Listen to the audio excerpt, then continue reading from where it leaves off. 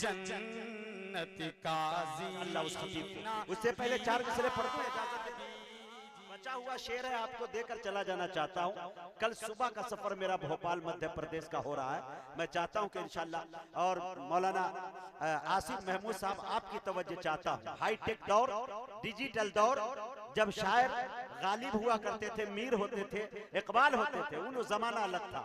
लेकिन जब ये जमाना है तो शायर पहलू कैसे निकालता है। एक मेरे दोस्तों दुनिया के अंदर बैंक है, जानते हैं, HDFC, ICIC, एक्सेस, दुनिया में पता नहीं कितनी बैंक है। इसको भरिए तो दुनिया आपकी सवर जाती है। लेकिन एक अकाउंट को अगर आप भर के रखते हैं, जिसमें शेर में पढ़ने जा रहा हूं, तो मेरा मानना है कि आपकी दुनिया भी बन जाएगी और आखिरत भी बन जाएगी। शेर देखे मेरे दोस्तों, इबादतों का अकाउंट भर के रखना है। बोले बोले मेरे शेर पर वही शख्स बोले जो मर्द हो, जो खामोश हो, उसे मैं देखना चाहता हूँ। बाबू आजमी मीडिया दिखाना इधर थोड़ा सा, जो खामोश हो। शेर देखे कि इबादतों का अकाउंट भर के रखना है, बगैर कैश कोई ATM नहीं चलता। इबादतों का अकाउंट भर के रखना है, इबादतों का अकाउंट भर के रखना है, बगैर कैश कोई ATM नहीं चलता। अरे अमल के नोट कफन में छुपा के ले जाना, सिफारिशों का वहां पेटीएम नहीं चलता। अमल के नोट कफन में छुपा के ले जाना, अमल के नोट कफन में छुपा के ले जाना, सिफारिशों का वहां पेटीएम नहीं चलता। बहुत बहुत शुक्रिया। बड़े अदब के साथ मुकर्रिर दीशान दी सलाहियत हर दिल अजीज जनाब हजरत मौलाना आसिफ महमूद कासमी दामत बरकातुहुमुल आलिया, जो दिल्ली की सरजमी से आए हैं, मैं बड़े अदब के साथ हजरत से गुजारिश कर रहा हूं कि हजरत तशरीफ लाए और अपनी कीमती बातों से हम सामाईन को नवाजे। इस शेर के साथ हजरत का इस्तकबाल है कि दिलों में जुस्तजू बढ़ती है और तनवीर होती है, सभी मुर्दा दिलों में जिंदगी तहरीर होती है। दलाइल जब ये देते हैं तो अक्ल दंग रहती है। हमारे शेख की कुछ इस तरह तकरीर होती है।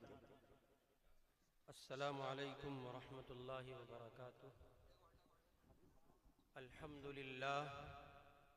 अल्हम्दुलिल्लाहि रब्बिल आलमीन व बिही नस्तईन वस्सलातु वस्सलामु अला रसूलिहिल करीम, अम्मा बाद। अऊज़ु बिल्लाहि मिनश शैतानिर रजीम, बिस्मिल्लाहिर रहमानिर रहीम।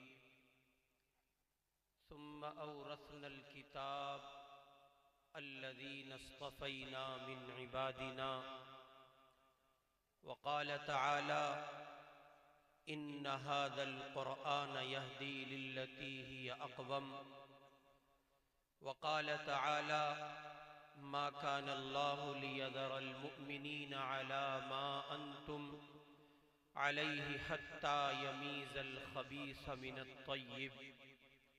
सदक़ल्लाहुल अज़ीम।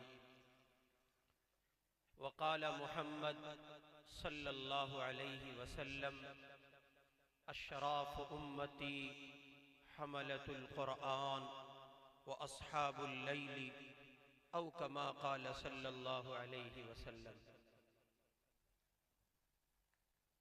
बुज़ुर्गान मोहतरम, अल्लाह ताला ने दुनिया में इंसानों की मुख्तलिफ तबीयतें बनाई हैं और दुनिया का बड़े से बड़ा इंसान अपनी तबीयत के सामने मजबूर होता है।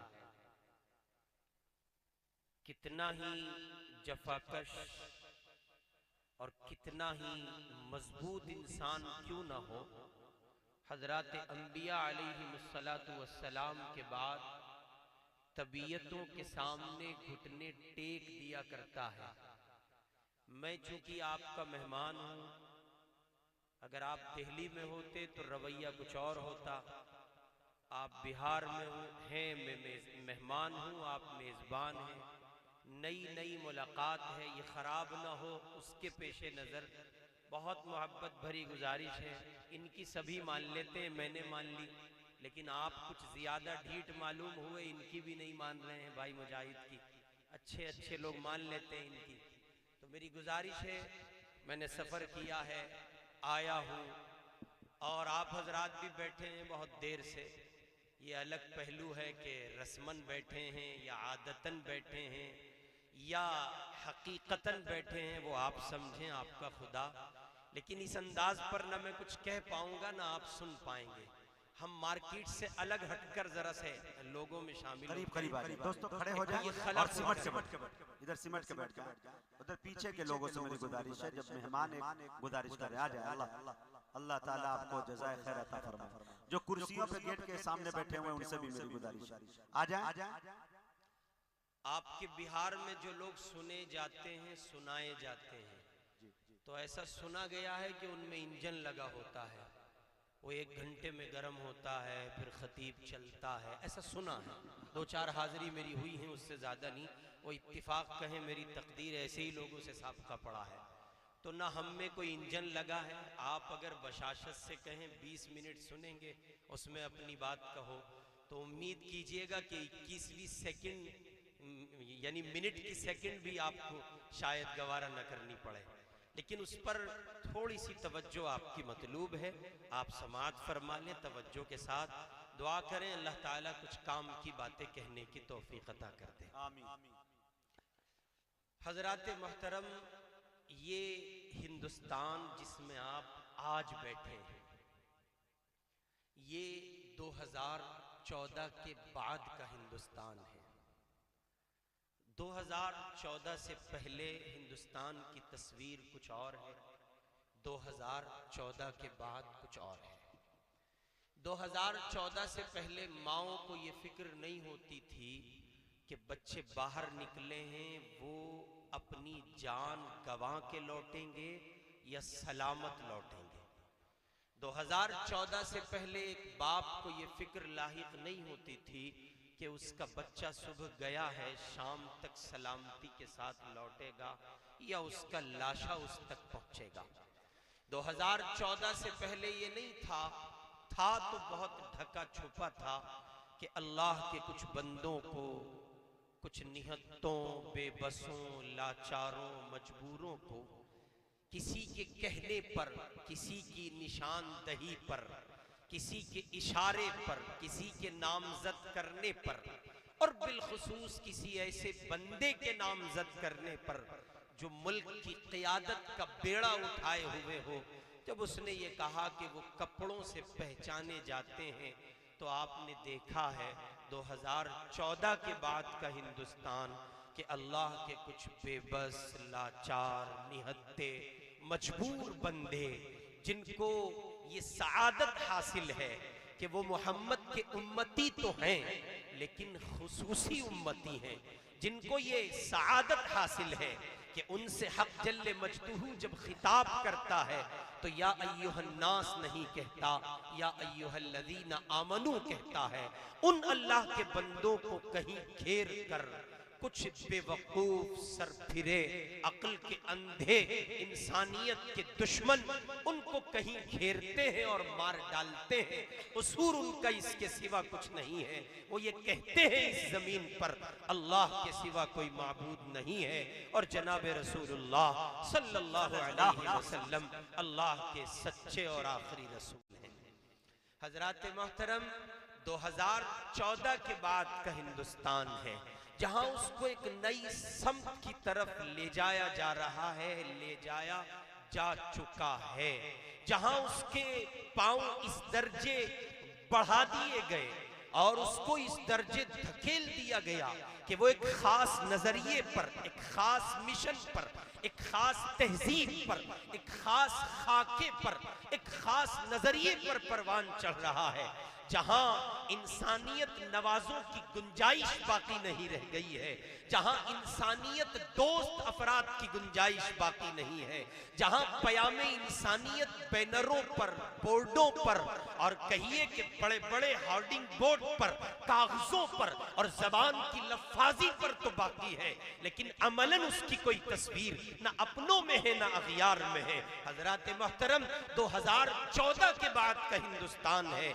जब मुसलमानों के लिए इस जमीन को बावजूद अपनी वुसअत के इतना तंग कर दिया गया कि कुरान की वो आयत सामने आ रही है जब हजरत अंबिया से कहा गया वक़ालल्लज़ीना कफ़रू लिरुसुलिहिम लनुखरिजन्नकुम मिन अर्दिना औ लतऊदुन्न फी मिल्लतिना, और फिर हक जल्ले मजदूहू ने उन पर अपना कलाम भेजा फ़अौहा इलैहिम रब्बुहुम लनुहलिकन्नज़्ज़ालिमीन व लनुस्किनन्नकुमुल अर्दा मिन बादिहिम ज़ालिका लिमन खाफ़ मक़ामी व खाफ़ वईद। 2014 के बाद के हिंदुस्तान में वो तमाम तर जालिमाना मुल्हिदाना किरदार जो 13 सालों तक मक्कतुल मुकर्रमा की सरजमीन पर इस जमीन के सबसे बेहतर इंसान, सबसे अजीम इंसान, सबसे बरतर, बालातर, बेहतर, आला, अरफा, अफजल, अकमल, अहसन, अजमल शख्सियत जनाब मुहम्मदुर रसूलुल्लाह सल्लल्लाहु अलैहि वसल्लम की जाते बाबरकत से लेकर और आपके उस अदना और आखिरी दर्जे के सहाबी तक जिसने मक्के की सरजमीन पर इस्लाम कबूल किया और मोहम्मद के हम रिकाब हुए, हुजूर की सआदत और मईयत और सोहबत उनको नसीब हुई। जो 13 साल मक्के का जमाना है, ऐसा लगता है कभी कभी वही दौर है, वही घड़ियां हैं, वही दीवानों की तड़प है, बिलबिलाहट है। ऐसा लगता है जब किसी को जिंदा जला दिया जाता है तो ये महसूस होता है कि वो खब्बाब को देखकर अपने लिए ढारस और तसल्ली का सामान कर लें, वो खुबैब को देख लें, वो बिलाल को देख लें। जब अल्लाह के बंदों के लिए, अहले ईमान के लिए जमीन को बावजूद अपनी वुसअत के तंग किया जाए, फिर मक्के के 13 साल सामने आ जाते हैं और ये तय करना मुश्किल होता है मेरे अल्लाह अब क्या होगा, हालात क्या करवट लेंगे, किस समत ऊंट जा बैठेगा। लेकिन एक रोशनी है, एक किनारा है, एक समत है, एक उजाला है, एक आवाज है, एक पुकार है जो बहुत दर्द के साथ, बड़े गम के साथ, बड़े पुरसोज लहजे में मक्कतुल मुकर्रमा से होकर, मदीने की पुरनूर वादियों से होकर, वो हिंद के पहाड़ों, हिंद के रेगजारों और हिंद की इन वादियों तक पहुंचती है और अल्लाह के उन अहले ईमान बंदों की समाअतों से टकराती है। बोलने वाला कोई और नहीं है, मेरा आपका गमखार है। बोलने वाला कोई और नहीं है, मेरा आपका नबी है। वो नबी है जिसके लिए कुरान कह रहा है लक़द जाअकुम रसूल मिन अनफुसिकुम अज़ीज़ुन अलैहि मा अनित्तुम हरीसुन अलैकुम बिल मुमिनीना रऊफुर रहीम। उन पर हल्की सी तकलीफ भी बार गुजरती है, वो किसी को जिंदा जलना कैसे गवारा कर सकते हैं, वो किसी माँ का लाल छिन जाए ये कैसे उनको गवारा हो सकता है।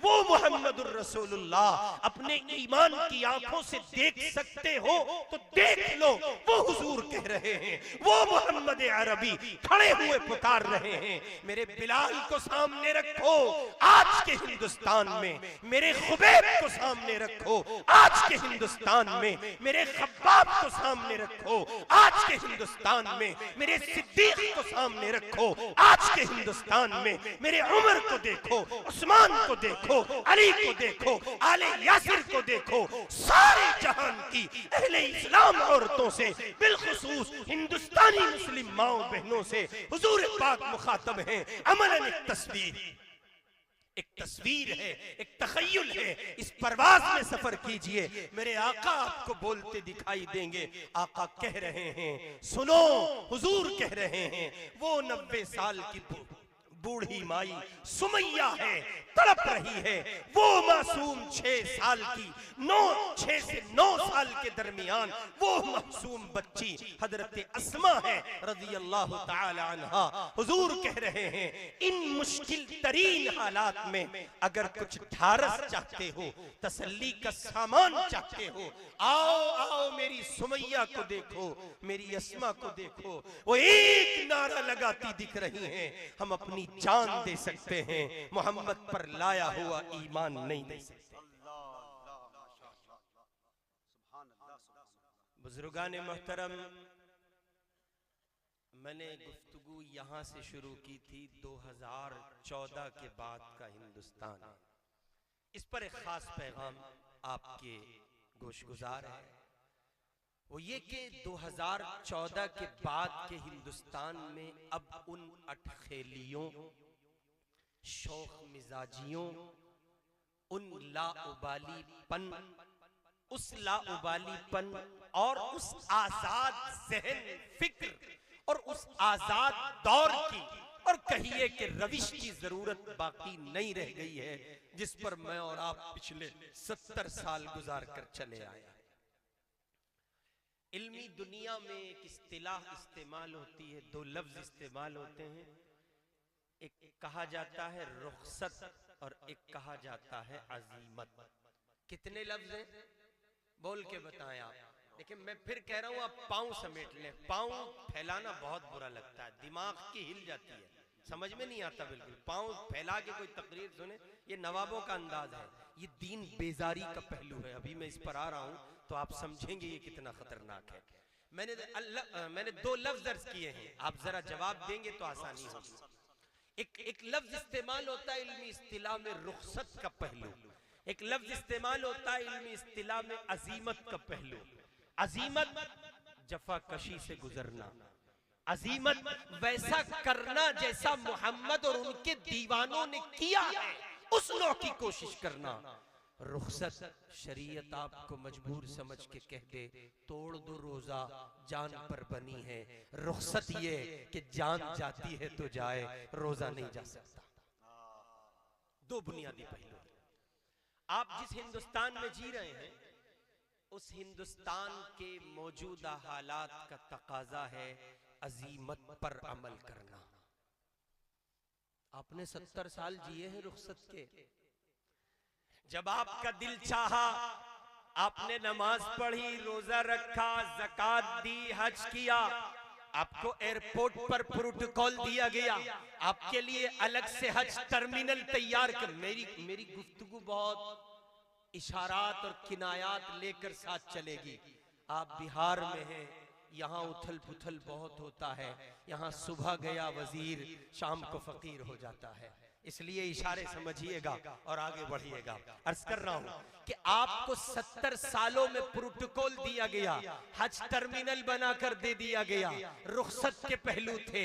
आप जब जहां जिस रविश पर चले आपका इस्तिकबाल किया गया, आपको सम्मान दिया गया, आपके अपनों को वो अहमियत अता की गई, आपके अपनों को वो अहमियत दी गई कि उनके मुकाबिल हजारों लाखों अफराद अपनी कौम के कुर्बान कर दिए गए। लेकिन ऐसे मुश्किल हालात में आपके अपने शेरों का सौदा किया गया। जब दो जान एक वक्त में हॉस्पिटल की जीनत है, इशारे समझना बिहार वालों, इशारा समझना, दो जान है हॉस्पिटल की जीनत है। एक का कसूर ये है कि वो सीमांचल की जमीन से आता है, मोहम्मद का कलमा पढ़ता है। एक दूसरा भी है, वो इंसानियत की दुनिया से इंसानी रिश्ते का उसका भाई है। दोनों लंगोटिए यार हैं, एक की जान को बचाया जाता है, दूसरे का सौदा करके बिहार की जमीन तक नहीं लाने दिया जाता और वहीं दिल्ली गेट के कब्रिस्तान में सुपुर्द खाक किया जाता है। अगर आप अपनी बसीरत देख सकते हो तो देख ले, बसीरत की आंख आपको बता देगी। ये दोहरा रवैया, ये बुनियादी फर्क उन 70 साल रुखसत के गुजार देने के बाद आज का हिंदुस्तान आपसे अजीमत का मुतालबा कर रहा है।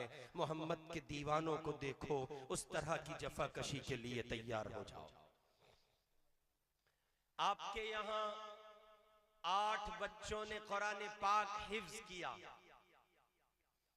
अल्लाह ताला कुरान मजीद में कह रहे सुम्मा औरसनल किताब, फिर हमने अपनी किताब का वारिस बनाया अपने बंदों में से उनको जिनको हमने चुना। ये खुद हाफिज जी नहीं बने, इनके उस्ताद मोहतरम की मेहनत, उनकी जिद्दोजहद, उनकी दिन रात की लगन, उनकी कोशिश, उनका अंदाज सही पे हम सिर्फ इसको दखल नहीं है, इन बच्चों के दिमाग और टैलेंट को दखल नहीं है। जी हाँ, इन सब से पहले, इन सब से बढ़कर अर्श पे बैठे खालिक ने इनको मोहब्बत की निगाह से देखा।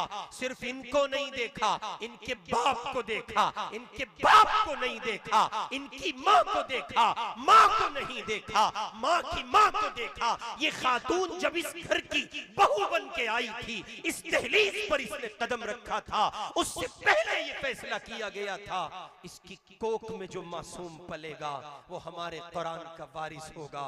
औरतनल किताब अल्लज़ीना इस्तफ़ैना मिन इबादिना, फिर हमने अपनी किताब का वारिस बनाया अपने बंदों में से उनको जिनको हमने चुना है।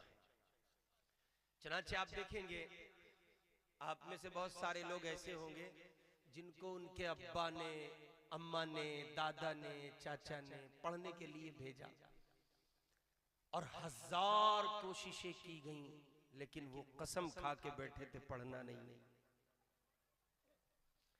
चुनांचे आज जब उनसे हमारी मुलाकात हो, या भाई मुजाहिद की मुलाकात हो, या हजरत कारी तैयब जमाल साहब की मुलाकात हो, और वो उलमा के उस तबके को देखकर जो फील्ड वर्क में है, जो अमलन इल्मी और अमली और दीनी मैदान में है, वो अपनी हसरत भरी आरजुओं का इजहार करते हुए कहता है, हजरत मौलाना मैं भी आपकी तरह होता अगर अपने बाप की मान लेता। ये ग्राउंड है, ये प्रैक्टिकल है, जमीन का ग्राउंड है। आपको भी मिलते होंगे, मैंने एग्जाम्पल अपना दिया है, आपको भी मिलते होंगे ऐसे लोग, आप में खुद ऐसे लोग मौजूद होंगे जो ये कहते होंगे बहुत कोशिश की मेरे बाबा ने पढ़ाने की, मैं पढ़कर नहीं दिया, नजरिया बदल लीजिए, आप पढ़कर नहीं दिए, असल में उसका फैसला नहीं था। तुम औरतनल किताब, वो तय करेगा, रोजे अव्वल से यही रहा। मुहम्मदुर रसूलुल्लाह सल्लल्लाहु अलैहि वसल्लम मक्के में बहैसियत नबी गारे हिरा में मोतकिफ, हुजूर पाक अलैहिस्सलातु वस्सलाम मुराक़बे की कैफियत में अल्लाह का मुकर्रर फरिश्ता जिब्रील अमीन आता है, आके कहता है मुहम्मद सल्लल्लाहु अलैहि वसल्लम इक़रा, पढ़िए बिस्मि रब्बिकल्लज़ी खलक़, अपने पाक परवरदिगार के नाम से पढ़िए। इधर मोहम्मद अरबी को ताजे नबूवत से सरफराज किया गया, उधर हुजूर पाक लड़खड़ाते कदमों के साथ नीचे आए और आपने आकर हजरत खदीजा रज़ियल्लाहु ताला अन्हा से अपने अहवाल बयान किए और उसके बाद आपने ऐलान नबूवत फरमाया और आपने कोहे सफा पर खड़े होकर कहा, या अय्युहन्नास क़ूलू ला इलाहा इल्लल्लाह, ऐ लोगो कह दो अल्लाह के सिवा कोई माबूद नहीं है, कह दो उसके सिवा कोई पूजा के और परस्तिश के लायक नहीं है, कह दो हकीकी मालिक वही है, हकीकी कारसाज वही है। इधर हुजूर पाक कह रहे हैं तुफ्लिहू, कामयाब हो जाओगे। उधर कोहे सफा के ऐलान के बाद अबू बकर आ रहे हैं, उमर आ रहे हैं, उस्मान आ रहे हैं, अली आ रहे हैं, बिलाल आ रहे हैं, सुमैया आ रही हैं, आले यासिर आ रहे हैं, खदीजतुल कुबरा आ रही हैं। मैं और आप ये समझ रहे हैं ये सब के सब आ रहे हैं, रास्ते कुछ और हैं, ये आ नहीं रहे हैं, ये लाए जा रहे हैं। रसूल पाक अलैहिस्सलातु वस्सलाम ने फरमाया, इन्नल्लाह अख्तारनी, अल्लाह ताला ने मुझे मुंतखब किया, वख्तार अली अस्हाबी, फिर मेरे लिए मेरे सहाबा को मुंतखब किया। रोजे अव्वल से है, मोहम्मद के कदमों की खाक उसको मिलेगी जो हुजूर पाक अलैहिस्सलातु वस्सलाम की चौखट के लिए अल्लाह के यहाँ मुंतखब किया गया। मोहम्मद का दीन उसे मिलेगा, रब जिसको चुन लेगा, मोहम्मद के चेहरे और दीदार की सआदत उसको मिलेगी जिसको अल्लाह ताला अपने यहाँ चुन लेंगे। जी हाँ, विरासत उलूम नबूवत का खजाना भी उसी के हाथ आएगा। अल्लज़ीना इस्तफ़ैना मिन इबादिना, अल्लाह कह रहे हैं जिसको हम चुन लें उसको हम अता करते हैं, जिसको हम न चुने हजार निस्बतें लगी हों सारी कायनात मिलकर नहीं दे सकती। एग्जाम्पल देखें, अल्लाह ताला जब देने पर आए तो उन्होंने दिया बिलाल को। बिलाल गुलाम है, हबशी है, काले कलोटे हैं, मोटे मोटे होंठ हैं, फैला हुआ जिस्म है, ये बिलाल है। कोई मानादार हैसियत बज़ाहिर जाहिरी शक्लों में दुनियादार लोगों के ज़हनो गुमान पर जो एक तस्वीर होती है, कोई बिलाल के पास वो स्टेटस नहीं है, वो मेयार जिंदगी नहीं है। और जिस जाहिलाना दौर का ये किस्सा है और जिस कहिए के अरब दुनिया की जमीन के ये हालात है, उस जमाने में गुलामों की कोई हैसियत नहीं है। लेकिन आप देखें बिलाल है, मक्का जमीन नहीं, खानदान नहीं, कबीला नहीं, कुटुंब नहीं, स्टेटस नहीं, मेयार जिंदगी नहीं, तर्ज जिंदगी नहीं, आजाद नहीं है, गुलाम है, हुस्न जमाल नहीं है। लेकिन बिलाल के दिल, बिलाल के सीने में वो दिल पाया जाता है जो मोहम्मद की मोहब्बत के लिए धड़कता है, जो उनके लिए धड़कता है। तो फिर फैसला हुआ, हम देने जा रहे हैं वो सौगात, वो अता, वो निअमत। हबशा से बुला रहे बिलाल को। इकबाल ने कहा, चमक उठा जो सितारा तेरे मुकद्दर का, हबश से उठा के तुझको हिजाज में लाया, हुई उसी से तेरे खमकदे की आबादी, बिलाल तेरी गुलामी के सदके हजार आजादी। उठा के लाए, हबशा से लाए, मदीने में मक्के में रखा, मोहम्मद की गुलामी का ताज अता किया।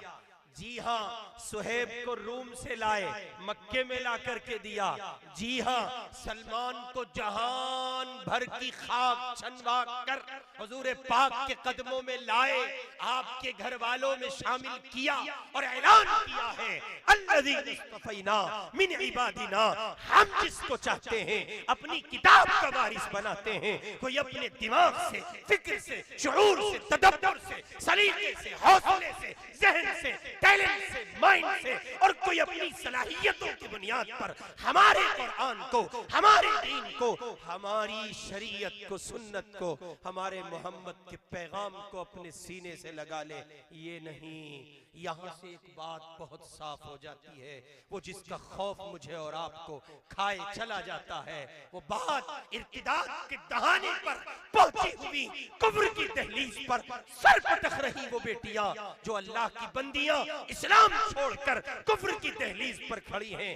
जी हाँ, अल्लाह नहीं चाहता वो इस्लाम की शहजादी रहे, परवरदिगार ने फैसला किया है इनके दिलों में मोहम्मद के दीन की मोहब्बत नहीं है, कुफ्र पर मरना इनका यकीनी है। आपको लगता है, मुझे लगता है, मैं और आप सोचते हैं वो इस्लाम छोड़कर जा रही हैं, ये सोच रहे हैं, नजरिया ये है। असल में मुआमला इसके बरअक्स है। अल्लाह ये तय कर चुके हैं, इन दिलों में दीन बेजारी पैदा हो चुकी है, इनको पर्दा आर लगता है, इनको कुर्बानी खलती है, इनको रोजा खलता है, इनको औरत महबूस दिखती है, कैद में दिखती है। मेरे मोहम्मद पर, मेरे मोहम्मद के दीन पर अमल न होता, शायद ये इतना बुरा न होता। ये मेरे मोहम्मद के दीन की तौहीन कर रहे हैं, और तौहीन करने वालों को दुनिया बर्दाश्त नहीं करती, वो खालिक़े कायनात कैसे बर्दाश्त कर सकता है। अनुल्जिमुकुमुहा व अंतुम लहा कारिहून। अल्लाह कह रहे तुम्हें हिदायत नहीं चाहिए, फिर भी हम तुम पर हिदायत को चस्पा कर दे, तुम्हारे पीछे लेबल चिपका दे और तुम पर हिदायत का टैग लगा दे। तुम नहीं चाहते हो फिर हम तुम्हें दें, ये नहीं हो सकता। जो 1000 बार अपनी नाक रगड़ेगा, चौखट पर आएगा, सर पर सुजूद होगा, मोहताज बनेगा, बार बार कहेगा अल्लाह तेरे लाडले की जरूरत है, तेरे लाडले के दीन की जरूरत है, उसे मोहम्मद का दीन देंगे। जो दीन बेजार होगा उसे मोहम्मद के दीन की कोई जरूरत हमारे यहाँ से फैसले की नहीं है। मुझे और आपको लगता है अभी लॉकडाउन थमा, हालात इसके बाद जरा बेहतर हुए, और ये इर्तिदाद की खबरें इब्तिदा अनआम हुई तो मैं दीवाने की चौखट पे गया।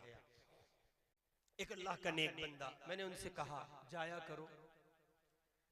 करो अहले दिल के यहाँ, मिला करो अहले निस्बत से, पास बैठा करो, सुना करो। हजरत वो बस इकबाल के शेर का मिसरा समझ लीजिए, मुल्ला की अज़ां और मुजाहिद की अज़ां और फर्क है। वो हमारा पड़ोसी मुल्क है पाकिस्तान, वहाँ एक बहुत बड़े राइटर गुजरे हैं मुजाहिद साहब, अशफाक साहब, बहुत अच्छा लिखते हैं। उनकी शायरी आजकल गूगल का शायरी और उनके इक़्तिबासात तहरीर के गूगल का हिस्सा है।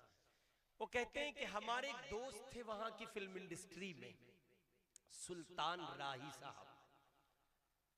उन्होंने एक मर्तबा इशाइया पर मदू किया कि शाम के खाने पे आप आ जाएं और नतीजे में कुछ देर बैठ लेंगे, हम कलाम हो जाएंगे, बातचीत होगी, जरा अच्छा लगेगा। अशफाक साहब कहते हैं कि हम चले गए अपने उन दोस्त के यहाँ, और वो राही साहब गुलकार हैं, गायकार हैं, अब रहते हैं कि नहीं।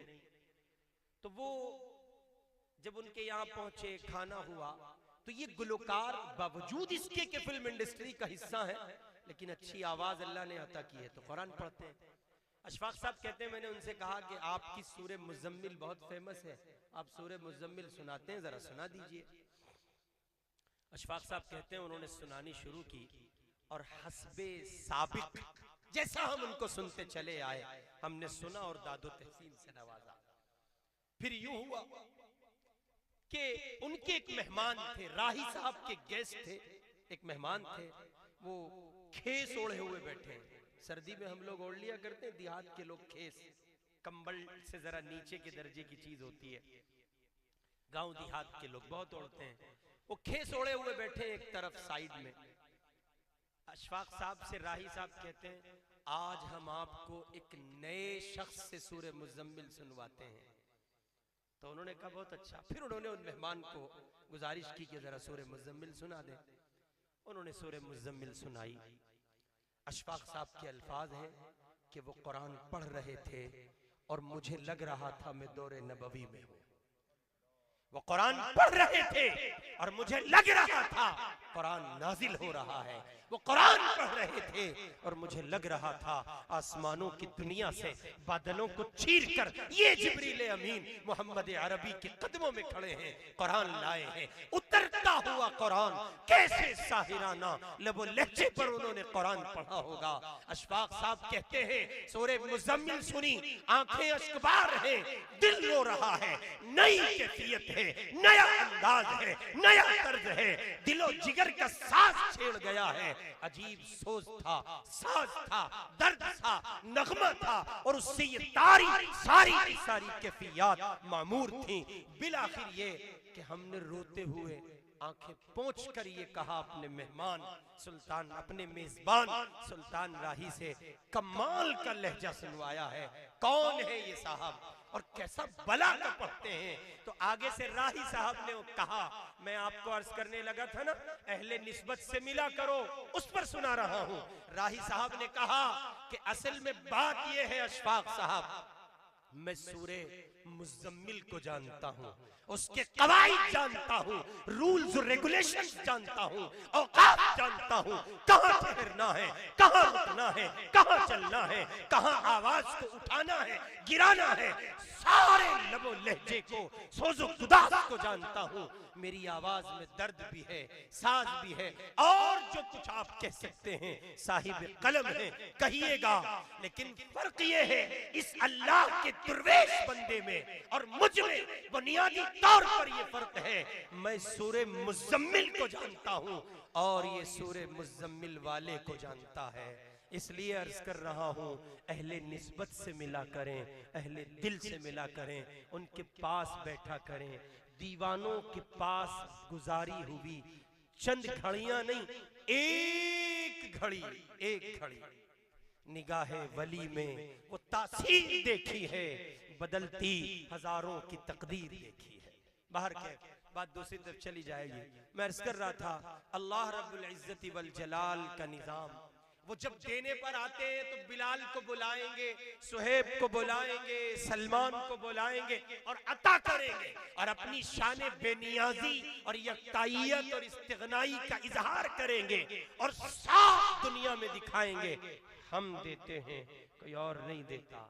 मैं अर्ज कर रहा था, मैं एक बुजुर्ग की चौखट पे, एक दीवाने की चौखट पे पहुंचा, मैंने दुखड़ा सुनाया, हजरत इतनी सारी बेटियां जा चुकी हैं। हमारे यहाँ बागपत में कई घराने उस वक्त इस्लाम छोड़ गए थे, तो उन्होंने कहा आसिफ भाई अपने लिए हमारे लिए खैर मांगा करें, दुआ किया करें, लेकिन इस पर बेचैन न हो, काम करें बेचैन न हो, यानी उस दर्जे की बेचैनी जो आप में दिख रही है उस दर्जे बेचैन न हो। ये छटाई का वक्त चल रहा है। मा कान अल्लाहु लियज़रल मुमिनीना अला मा अंतुम अलैहि हत्ता यमीज़ल खबीसा मिनत तय्यब। अल्लाह फैसला कर चुका है, मोमिन को मुनाफिक को अलग करेगा, पाक को नापाक को अलग करेगा, दीन के तरफदार और दीन के बेजार को अलग करेगा। वो दिखाएगा मोहम्मद की झोली में, मोहम्मद की चौखट पर उसके दुश्मन और दोस्त इकट्ठे नहीं रह सकते। अब फैसलों की घड़ियां हैं, अल्लाह जिसको चाहेंगे बाकी रखेंगे और जिससे चाहेंगे छीन लेंगे। चनांचे जब उन्होंने देना चाहा तो दिया, और जब महरूम करना चाहा तो खानदान का आदमी है, वजाहत भी है, पर्सनालिटी भी है, पोजीशन भी है, मकाम भी है, लिसानी सलाहियत बला की रखता है। आपने अबू जहल की जहालत सुनी है, अबू जहल का इल्म पढ़िए। अली मियां रहिमहुल्लाह लिखते हैं, जब अबू जहल अरबी में कलाम करता था, बड़े बड़े उदबा और बड़े बड़े फुसहा और बुलगा हैरान रह जाते थे। बला की जबान थी, कमाल की पर्सनालिटी थी, अजीब वजाहत रखता था, शान और शौकत का मालिक था, दबदबा था, हुजूर का अपना, हुजूर का खानदानी था। लेकिन हुजूर पाक अलैहिस्सलातु वस्सलाम का खानदानी होना काम ना आ सका, इसलिए कि सीने में जो दिल धड़कता था वो मोहम्मद से बेजार था, मोहम्मद का तरफदार नहीं था। अल्लाह ऐलान कर चुके हैं, हुजूर पाक अलैहिस्सलातु वस्सलाम के प्यारे चचा हैं, जान से ज्यादा अजीज, जान छिड़कने वाले चचा। आखिरी वक्त है, हुजूर पाक की कोशिशों की इंतहा देखें। आपने अपने कानों को अबू तालिब के लबों के करीब इस दर्जे किया कि आप ये कहने पे मजबूर हुए, चचा जान मेरे कान में कह दीजिए, मैं मोहम्मद गवाही दे दूंगा। इधर हुजूर की कोशिशें बढ़ रही हैं, उधर जिब्रील अमीन उतर रहे हैं, कुरान ले आए हैं, इन्नका ला तहदी मन अहबब्ता वलाकिन्नल्लाह यहदी मन यशा। मोहम्मद प्यारे लाडले मोहम्मद सल्लल्लाहु अलैहि वसल्लम, आप जिसे चाहें हिदायत हो, ये नहीं होगा, हम जिसे चाहेंगे उसे हिदायत मिलेगी। हम ये तय कर चुके हैं, अबू तालिब के मुकद्दरात की चौखट नहीं है, लिहाजा कोशिशें न हो। ये सब खुदा की अता है। अल्लज़ीना इस्तफ़ैना मिन इबादिना, ये 8 बच्चे जब इस मदरसे में आए थे तो इन बच्चों के साथ और बहुत से बच्चे थे जिन्होंने इब्तिदा की होगी, तालीम की शुरुआत की होगी। उस्ताद भी वही था, दरसगाह भी वही थी, मदरसा भी वही था, कोशिशें भी वही थी, जिद्दोजहद भी वही थी। माँ बाप इनके भी उन्हीं की तरह बेचैन रहे थे, लेकिन अल्लाह का फैसला था इनको नहीं मिलना और इनको मिलना है। नतीजा आप देख रहे हैं, इन 8 लोगों के हिस्से में वो सौगात आई और वो अल्लाह के बंदे, कोई शुरू साल में चंद महीने रहा, कोई आधे साल रहा, कोई उससे ज्यादा रहा, और नताइज कुछ और निकले, उनकी झोली न भर सकी और ये आज लबालब भरे हुए हैं। अल्लाह का कुरान बोल रहा है, अल्लज़ीना इस्तफ़ैना मिन इबादिना, हम चुनते हैं, इंतिखाब हमारा है, किसी और का नहीं। इसलिए मेरे भाई, इंतहा से ज्यादा सआदतमंद, अजीम मर्तबे मकाम के हामिल ये 8 फूल, ये मासूम बच्चे जिन्होंने कुरान पाक अपने सीनों में बसाया। अल्लाह रब्बुल इज्जति वल जलाल इन आठों के आठों फूलों को हम सब के लिए रहमत, मग़फ़िरत, नजात का जरिया बनाए, उफ़क़े आलम पर आफ़ताब व महताब बनाकर इनको चमकाए और इन बच्चों को मजीद इल्म व अमल की दुनिया में कुछ रह गुजर सर करने की तौफीक अता करे। मेरे भाई, मैंने एक आयत और पढ़ी, इन्ना हाज़ल कुरान यहदी लिल्लती ही अक़वम। अल्लाह ताला कह रहे हैं कि बेशक ये कुरान ऐसे रास्ते की रहनुमाई करता है जो सीधा है, सच्चा है, उसमें कोई कजी नहीं, मोड़ नहीं, रुकावट नहीं, वो सीधा चलता चला जाता है, वो जन्नत को जा रहा है। जी हाँ, हदीस पाक में आता है, हुजूर अकरम सल्लल्लाहु अलैहि वसल्लम कहते हैं, इन्नल्लाह यरफ़उ बिहाज़ल किताबी अक़वामन व यदउ बिही आखरीन। अल्लाह के लाडले रसूल ने कहा, ये कुरान कौमों की इज्जत, बुलंदी, रिफ़अत, ऊंचाई का सबब है और इसी कुरान की वजह से कौमों के मुकद्दर जिल्लत आएगी। सीधा साफ सच्चा मतलब जो कुरान से वाबस्ता होंगे वो बुलंदियों को जाएंगे, जो कुरान से वाबस्ता नहीं होंगे उनकी जिंदगियों पर मसाइब, मुश्किलात, हालात और मसाइल और जहान भर की चीजें उनको घेर लेंगी और नतीजे में वो हालात बन के आएंगे जो 2014 के बाद बने हैं। हजार वजूहात तलाश कीजिए, आप कहते हैं सियासी करियर नहीं है, हम कहते हैं गलत है, आप कहते हैं तालीमी मैदान के खाके नहीं है, हम कहते हैं गलत है, आप कहते हैं कॉलेज नहीं है, यूनिवर्सिटी नहीं है, मिंबराने पार्लियामेंट नहीं है, मिंबराने असेंबली नहीं है, तिजारत नहीं है, आलमी मंडी में आपकी हिस्सेदारी नहीं है। आप कहते हैं इस दुनिया में, हिंदुस्तान में आपको नजरअंदाज किया गया। आप ये सब कहते हैं, हम कहते हैं आपने मोहम्मद का दीन छोड़ा है, खुदा ने आपको छोड़ दिया है। वरना जिंदा जीती जागती मिसाल 2 साल पहले की, अगस्त के महीने की, ये जरा सा मुल्क पड़ोस में बसता है, हमारे भारत का दोस्त, हमारे हिंदुस्तान का जिगरी यार, जहां हमारी मौजूदा हुकूमत ने लाखों करोड़ों डॉलर इन्वेस्ट किया है, जिसे अफगान की जमीन कहा जाता है, वहां चंद तलबा उठे थे, चंद दीवाने उठे थे, वो मासूम तलबा उठे थे जिनके सीनों से कुरान चिमटा होता था, मोहम्मद की हदीस आंखों से लगी होती थी, कुछ नहीं जानते थे, वो एक अल्लाह पर यकीन करके उठे। तभी तो मोहम्मद उमर ने कहा था, लड़ते रहो, हमसे वादा किया गया है, हमें शिकस्त होने वाली नहीं।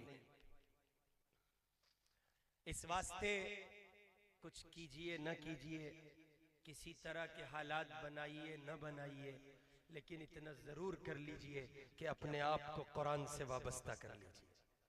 और कुरान से वाबस्तगी के मुख्तलिफ पहलू, पहला पहलू ये कि कुरान पढ़िए। बूढ़े हो जाते हैं लोग, हजरत कुरान नहीं पढ़ते, उनसे पूछो चाचा कुरान पढ़ा है? बस कुरान ही नहीं पढ़ा, आपने कुरान ही नहीं पढ़ा, यकीन माने आपने जमीन पर कुछ नहीं पढ़ा। औलादों को आपने बहुत कुछ पढ़ाया। हमारे यहाँ मेरे एक दोस्त होते हैं, सरकारी टीचर हैं, रिसालत इकबाल साहब, उनके साथ टीचर पढ़ाते हैं स्कूल में। इत्तिफाकी अम्र कहें कि वो टीचर आए और आकर के उन्होंने कहा कि रिसालत भाई आज मैं बहुत खुश हूं और ये लीजिए मुंह मीठा कीजिए। उन्होंने कहा क्या हुआ, खैर है? कि आज मेरे बेटे की कॉल आई है। आप हैं? आपसे पूछ रहा हूं, आप हैं? तो उन्होंने कहा कि मेरे बेटे की कॉल आई है। क्या मतलब है? कि मेरे बेटे ने आज 3 महीने के बाद मुझे फोन किया है। तो रिसालत साहब ने छूटते ही कहा, कहीं यूके यूएसए में रहता है क्या, अरब इमारात में कहीं रहता है? तो उन्होंने नमनाक आंखों से कहा, नहीं मेरा बेटा यही नोएडा में रहता है, मैंने बहुत पढ़ाया था, बहुत कुछ दिया था, लेकिन रिसालत भाई मैं आपके बेटे की तरह दीन न दे सका उसको। आज नतीजे ये हैं कि मैं अपने बच्चे की फोन कॉल को तरस जाता हूं। अपनी औलादों को पढ़ा लीजिए।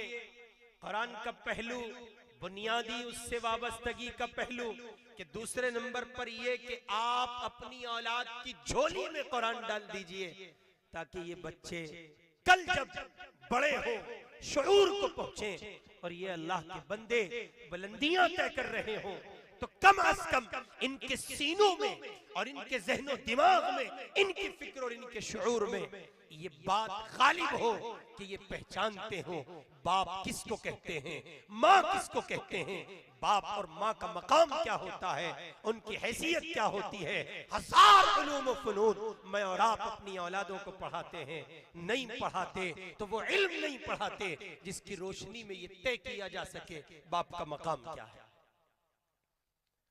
इस वास्ते बुनियादी गुजारिश आपकी खिदमत में ये है कि अपने बच्चों को, अपने आप को कुरान से वाबस्ता कीजिए इस तौर पर कि अगर आपने कुरान नहीं पढ़ा है तो कुरान पाक को जरूर पढ़िए।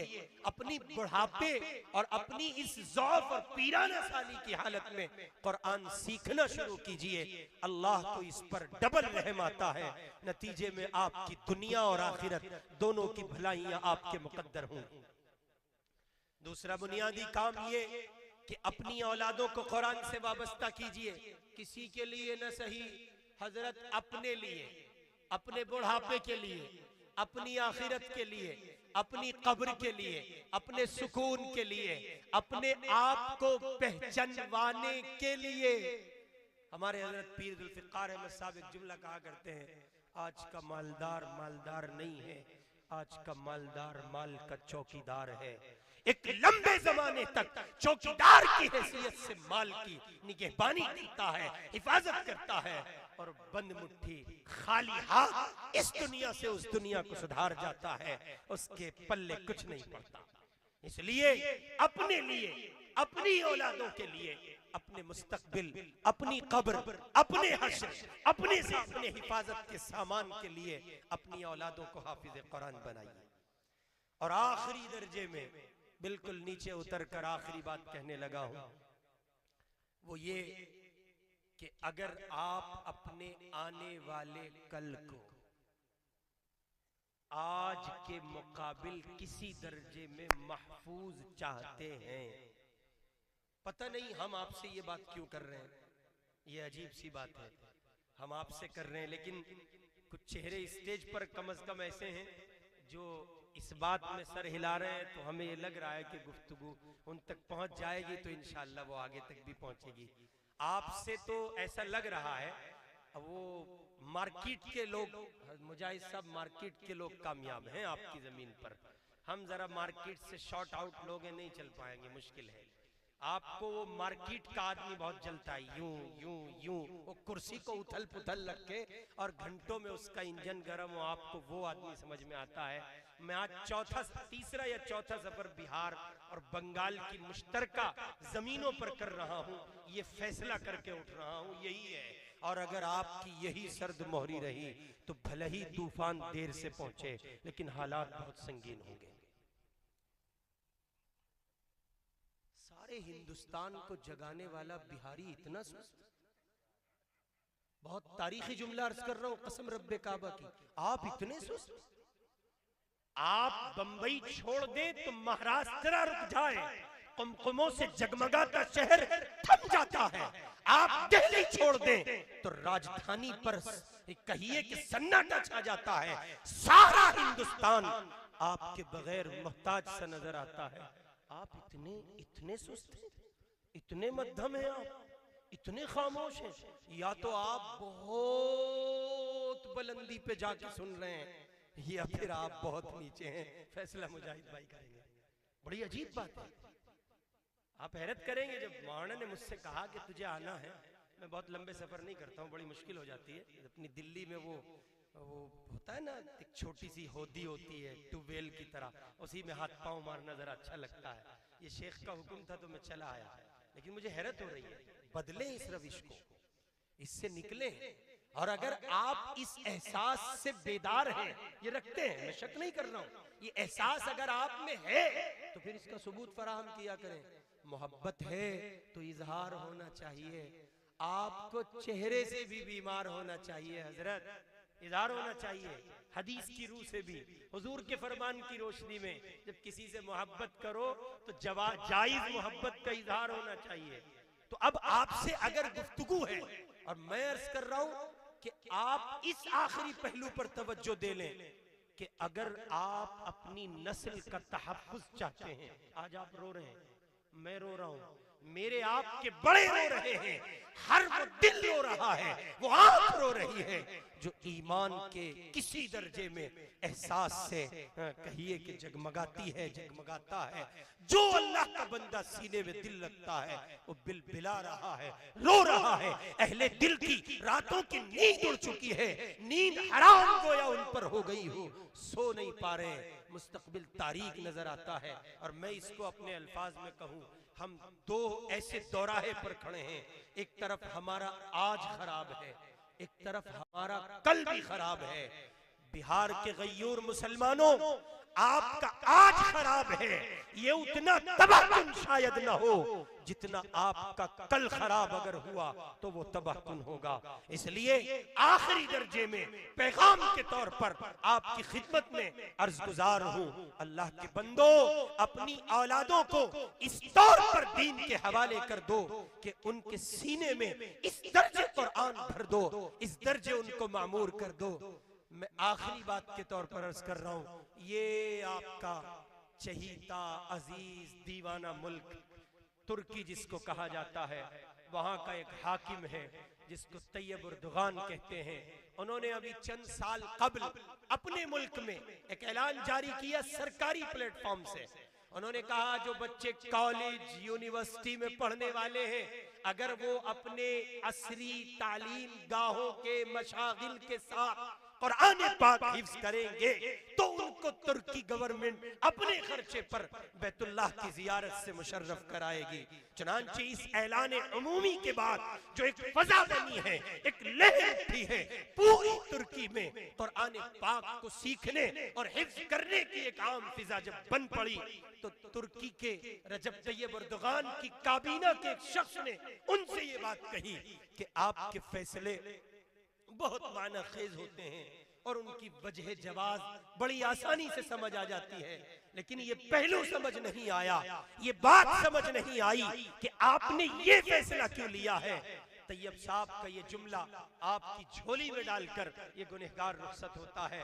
उन्होंने कहा हम यूरोप के दहाने पर बैठे हैं और जिस कौम से हमें सामना है इसने रोजे अव्वल से हमारे ईमान पर डाकाजनी का काम किया है। इसलिए मैं आपसे मैंने ये ऐलान कराया है कि मेरे ये बच्चे, मेरी कौम की ये नस्लें, ये औलादें अपने सीनों में कुरान को इस तौर पर भर ले और कुरान से ये इस दर्जे वाबस्ता हो जाएं।